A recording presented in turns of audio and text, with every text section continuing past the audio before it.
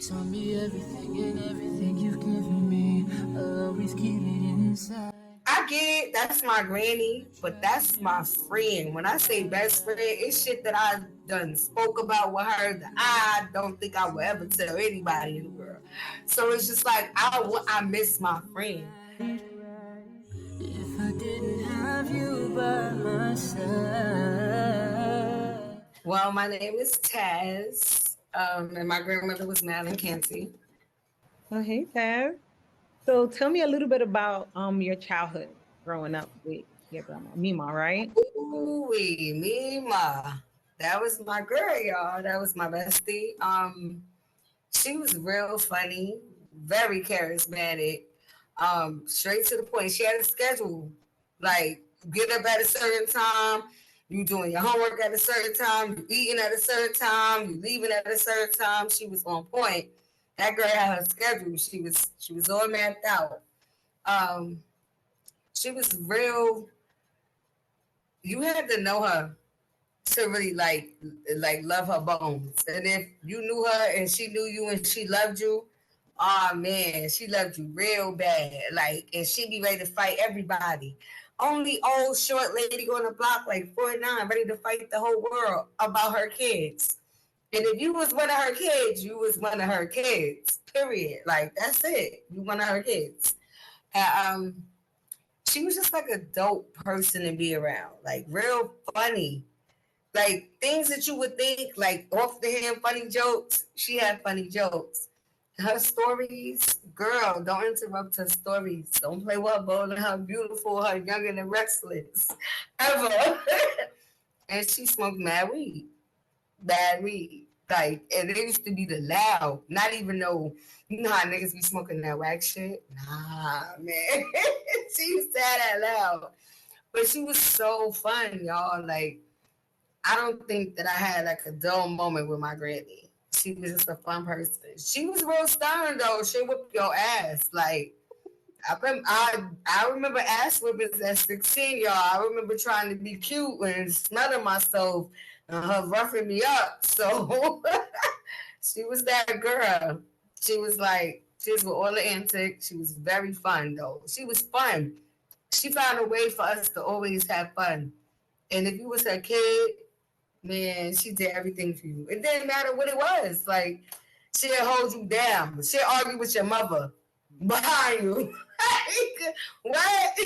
That was my girl. So, that was Mima. Had a fun childhood.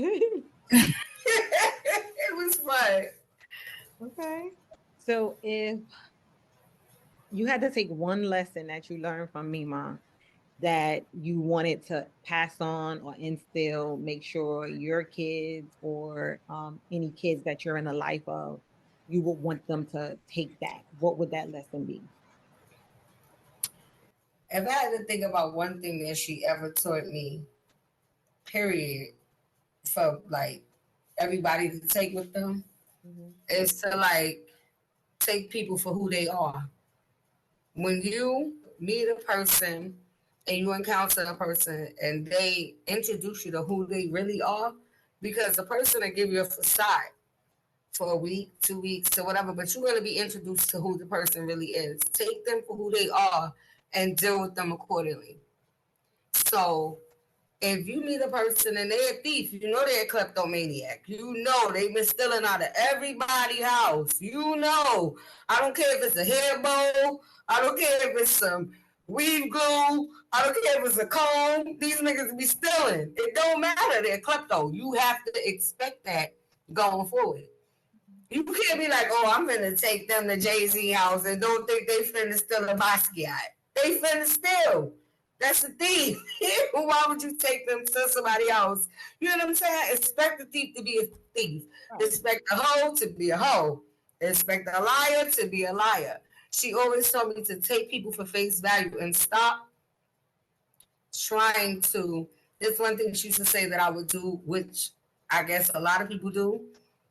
You see potential in a person and you expect them to be a certain way because you see this potential, you see this person within this person, but they don't see that within themselves. And you can't expect this person to be the potential that you expect them to be. You have to expect them to be who the hell they show you they are. And So the biggest lesson, yeah, and the biggest lesson she ever told me is to see them for who they are and expect them to be that way. Don't expect them to be anything different, and don't put limitations or say, oh, this person is going to be that person. No, they're not. They're going to be exactly who they came to you as. So, like, the biggest lesson that I would want all of my people underneath to know is, like, take people for who they are. When they show you who they are, take it. Run with it. Don't be fooled. Don't try to make a person be something that they are completely not. Because that's what you want them to be. right, right. You can't make people want to who they not. So if you had to describe Mima in one word, what would that word be? Fierce. Fierce. That was Sasha. Fierce. That was like the dominant. She used to be like, you don't need no man for nothing. You don't need no man for nothing, girl. I got this. Like, she was so strong, and to know that she went through all kinds of plights and painful things, and to be born in 1943, what the fuck? Girl, you experienced shit that I were like, goddamn, you seen slavery, sis? Like, goddamn. Non-violent. I mean, it's just things that I'm just like so in awe of her as a person. Like, I can't believe you experienced that. And then to know, like, her end of days, she gave her time to take care of her moms that experienced way more shit and was so, like, in tune. And it was just like, man, the people that raised me, I can't take nothing from them girls, man. They did their thing. That they was some first ladies, they was bosses. They taught me how to be a woman. They taught me to pay attention to everything, my surroundings. And it's things that as a young girl I used to be mad and didn't want to take in. But now as an adult, I'm like, y'all girls, y'all knew what it was. And I was just like trying to be rebellious. I should have shut the hell up. I probably would have got some more tea. But one thing that I would take with me forever is everything is a circle that we will experience, that everybody experienced. Everything my mother experienced, your mother experienced, our grannies experienced, we're going to experience, our kids are going to experience. Like, it all comes in unison, a circle. Oh, he say, she say, girl, we did that. Oh, this boy, she, girl, we did that. It's always, everything comes into full circle. So it just lets me show, it shows me, it lets me know that, like, everything is like, it's gonna happen. Everything is inevitable. It's like things that they taught us that we thought like, whatever. Girl, I don't hear you. It just be coming up with mine, and I'll be like, oh shit, girl, and I just be hearing her in my ear like, girl, girl, and she wasn't just like my granny or my mama. She was my best friend. So to be able to talk to somebody, like have your like best friend talking to you, telling you things, I always had her. She had my back and everybody else back around me. She didn't play about nobody around me. So yeah, my Mima was that girl. She was that girl. So you was how old when Mima got you? Okay, so I lived with her from birth to 4 years old. And then my mother thought she was grown. She thought she was grown. You know how girls be, they be thinking they grown. And I stayed with her for 4 years before she fucked up. Per usual. Per usual. And I packed my shit and my brother's shit. And I was like, we out. We're going to somewhere that's stable, ma'am. Because it's not working out over here. And I lived with my grandmother. I think I was like 2 weeks until about to be 9 years old. So from 1 to 4, and then from 9 years old until she passed away. I was with her. There was no more mommy. That was mommy. That was it. That's all. Early you was getting Early. I've been with her, learn how to cook from her, learn how to be around her, talk. If you ask me who I'm anything like, everybody gonna say Mima. I don't think I'm like anybody else. That's my bestie. And sometimes I be like, dang, why Jesus ain't got a phone? Because I be wanting to call that girl and tell her the stuff I be doing. Like, girl, I've been acting bad. That's my friend. So it's like, I lost so much with losing her. Like, not having that friend is like a big, like, what the fuck for me. Because I want to just be like, just call her and just have a friend. Like, girl, let me tell you what I did today. Girl, I ate some weird ass shit. Girl, you know when it did that. Dirty. Like, you know, I be wanting to tell about dirty people, nasty sluts. Like, Ma, you remember we said this girl was going to be stank? She stank. Remember we said this girl was going to be a hoe? She a hoe. Like, I just want to vibe with her. I just really I miss having my best friend. That's like, if I could give away, I'll give away everything that I have right now just to have a conversation with my best friend. Like, I'll be homeless on the street on Skid Row in LA under the bridge just to have a conversation. Somebody give me a phone and be like, I got a phone call to heaven. Girl, I'm with all the shits. Let's be homeless today. I'm telling you, and I need them to pass the line. Stop playing. I'm passing the phone to somebody. I'm passing the phone to somebody that you love to speak to in 5 years. Here, like, thank you, please. Please. But above all, I want to speak to my OGs. I want to speak to my OGs. It's not just Nima. I had my great grandma. I had my aunties. If I ever think about any of my aunties, like, my aunties played so many pivotal roles. I remember getting my tongue pierced. I had to run away from home, bro.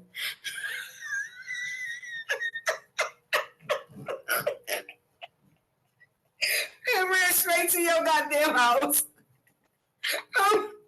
Auntie, I'm gonna die over there.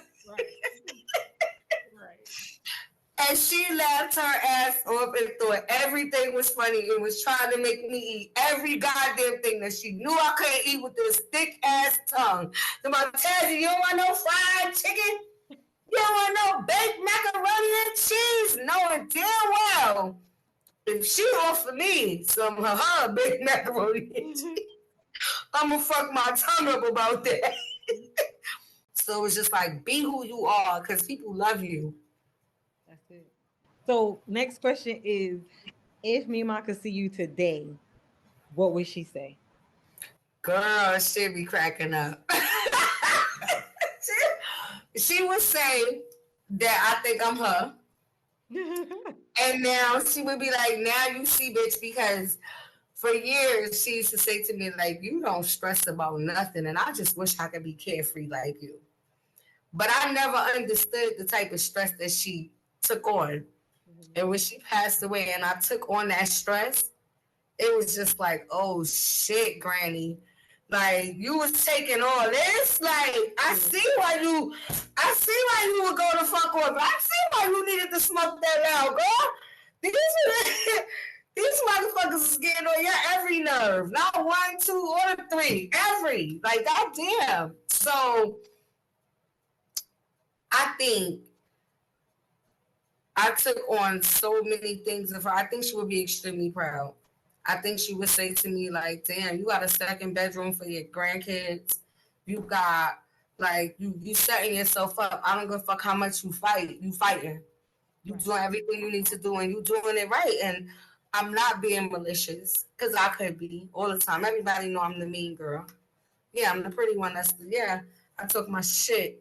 Because I be wanting everybody to want to fight. They don't want to fight. Talk my shit. I don't care, though. I'm Madeline Canty granddaughter. I'm going to talk my shit. Period. So I think she would be really, really proud, because I'm not being ignorant. if that makes sense. I'm being extremely intelligent. All of my moves are being made meticulously. And I'm always thinking about everybody else. I'm always checking for them. And the things that she asked me to do prior to her passing, I'm doing it. Check for her sons. Make sure they're okay. She didn't tell me to check for her daughter, so I ain't. But she told me to check for her sons. So I make sure my guys is okay. And make sure my brothers and my sisters and cousins and everybody is okay. And that's what I do. So I don't think she would be proud. I think she'd be like, girl, calm down with all them girls and them boyfriends and stuff, girl. But I don't think she would be mad about anything that I do as far as like taking care of my family or like how she moved. I kind of moved exactly how she moved. I don't know if she was fresh like me, but I'm gonna assume she was because we from the same bloodline. But I'm assuming she was a flirt. You know, I got pictures. She was cute with the long hair, so I think she was a flirt. And she had a body. I seen the body in the photos. I was like, damn, sis. I think the men's was on you, girl. So, so I really think she would be proud. I think all of my elders would kind of be proud. I think the growth of how we are mentally. Because we could be broken down. There's so many people that, like, after the death of our, like, elders and the major people in our life, we could crash out. You know what I'm saying? Like, we could, even though we got kids and stuff, we could be selfish and crash out and hurt ourselves, kind of shit. And not even knowing that we hurting ourselves. I could be on drugs and hurt myself. Not even, like, crashing a car into a fucking brick building. Just crashing out, period, mentally, on everybody around me, if that makes sense. So I think she's proud of me because in the very beginning when she first left, I crashed out. I didn't want to live, y'all. Man, I crashed a car. I ran through red lights on purpose. Knew I could have killed people and still did this. I popped pills. I got into altercations. I got into situations that I ain't getting to since 15, 16. Stupid shit. Because I wanted to go be with her. Inevitably, maybe I'm weird, but I feel like if it's not your time, your family not finna take you. They're not finna be at them gates waiting for you, bitch, because it's not you. What are you doing? So, yeah, bitch, now you want to get, okay, all right, so now you want to fight, get stabbed up. Now you're going to be in the hospital healing. It hurt because you want to be extra. That's the kind of shit you would have to go through. And I just feel like my grandmother, nobody that's there, would not have wanted me there. So the crash out wasn't for me. Right. Period. Right. And it took multiple situations for me to be like, the crash out's not for me. Mm-hmm. She's not awaiting me. I done had heart attacks. What the fuck? If she was awaiting me, the heart attack would have took me there. Regular shit. Okay. So I never really think that the way that she took care of my grands in spirit, I have to take care of them in the physical. Mm-hmm. The way she did you. I just have to be there for them. Like I gotta be there for them. I'm here for some reason. Like why are you here, girl? It's a reason. You gotta be there for your grands. So, and then the way my grandkids treat me, I'd be like, I can't leave them. Is this how Mima felt? Because if this how she felt, I get it. I guess I will flip an ocean over, okay? I don't know how to do it. I'm trying to flip it over. It's going to be sand on the top, goddamn, when it comes to my great-grands. I don't play about them. It's just the way they look at me, the way they feel. They think I'm superwoman. Mm-hmm. And that's how I felt about my grand. So when I think about Mima, I'm like, to me, she was superwoman. Like, it was nothing she could not do. Even now, even in her death, like, what the fuck couldn't she do? She did she could do everything. Right. So if Mima was sitting here in front of you right now, what would you say to her? Bitch, I would cry. I don't even think I could talk. I don't even think it would be a word, but I would tell her funny shit, no funny shit. a conversation prior to her passing away. We laid in her bed with her in the hospital bed. And she asked me, I said, you got 10 questions to ask me that you never gonna get to ask me when you go away. And she was like, is you ever gonna be with boys again? And I swear to God, the first time I ever slept with a boy after all 7 years, I want to call my best friend and say, girl, that's not what I meant. I wanted to tell her, like, I slept with a man. I wanted her to be like, did y'all use condoms? Was you trying to have babies? What's going on? Because these are questions that was very important to her. She told me to never stop, always like, oh, I don't care if you're 50. If you want to have a baby, have a baby. Things like that. It's just conversations that we had. And I told her I would never sleep with a man again. And I swear to God, I want to tell her, like, girl, do you see me? Did you see what I did? It was a finesse. Because that's my friend. I get it. That's my granny. But that's my friend. When I say best friend, it's shit that I done spoke about with her that I don't think I will ever tell anybody in the world. So it's just like, I miss my friend. So if she was in my face right now, it'll take me like a good 30 minutes to digest that because I'm going to just be like, oh my God. And then I'll be like, friend, I got so much to tell you. And it's so much I want to tell her. Like, I really wish Heaven had a phone because that's my bestie. And I want to tell her bestie shit. And then I want to talk shit about my sisters because I know she's not going to tell them that I talk shit about them. But I want to talk shit like, Mom, let me tell you what them bitches been doing. They been stressing me out. I want to tell on them hoes. I want to tell on Chris and Dion. I'm going to tell about what they was doing in the beginning. They are right now, but they was acting bad. I'm telling. So you want her to be here so you can snitch? I want to tell. I want to tell on everybody. And I'm going to tell everybody. I'm telling on everybody. I'm telling, yes. I want to tell. I do. Because I don't never tell on nobody, but I want to tell her because I know I'm not going to get, because eventually she got to go back to paradise. It's at the end of the day, this place is a fucking walking, living hell of bullshit. And I would never want her here for bullshit. I used to be very selfish in the very beginning when she left. But at the end of the day, she left before COVID. I would never have wanted her to experience COVID or any of the attributes of that. And I would never have wanted my family to not be able to go to a funeral or to bury my mama. Like, that's fucking weird because of COVID. So the non-selfish me understands and I get it.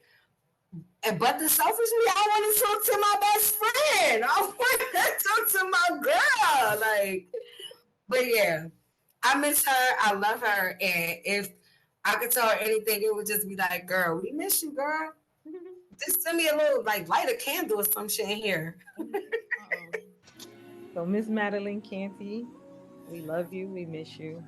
And we thank you for raising an amazing woman. And we hope that we make you proud. You told me everything and everything you've given me, I'll always keep it inside. You're the driving force in my life. Ooh, yeah. There isn't anything or anyone that I could be, and it just wouldn't feel right if I didn't have you by my side. Care for me when skies were gray. Whenever I was down, you were always there to comfort me.